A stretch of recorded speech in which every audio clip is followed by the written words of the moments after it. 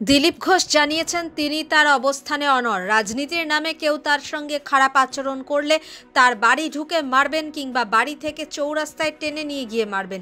শনিবার সকালে চা চক্রে বিজেপি নেতার ওই মন্তব্যের পরে তার খড়গপুরের বাংলোর সামনে পৌঁছে যান তৃণমূলের কিছু নেতাকর্মী। তাদের দাবি, মন্তব্য প্রত্যাহার করতে হবে দিলীপকে, সকলের সামনে ক্ষমা চাইতে হবে প্রাক্তন সাংসদকে। দিলীপের গ্রেফতারির দাবিতে স্লোগান ওঠে রেলের ওই বাংলোর সামনে। বিক্ষোভে নেতৃত্ব দেন তৃণমূলের পশ্চিম মেদিনীপুর জেলা সহসভাপতি দেবাশিস চৌধুরী ওরফে মুনমুন। অন্যদিকে বিক্ষোভের খবর পেয়ে মেদিনীপুরের প্রাক্তন সাংসদ তথা রাজ্য বিজেপির প্রাক্তন সভাপতির বাড়ির সামনে পৌঁছে যান বিজেপির নেতাকর্মীরা। স্লোগান এবং পাল্টা স্লোগানে উত্তেজনার পরিস্থিতি সৃষ্টি হয় সেখানে, যদিও বিজেপি নেতা ওই সময় বাড়িতেই ছিলেন না।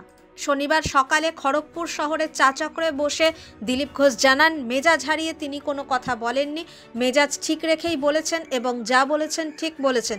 দিলীপের কথায় আমি খড়গপুরে দাঁড়িয়ে বলে দিচ্ছি, এই রকমের বেয়াদবি যদি কেউ করতে আসে, সে যে পার্টিরই হোক, বাড়ি থেকে টেনে নিয়ে এসে রাস্তায় মারব, সে যত বড় নেতাই হোক।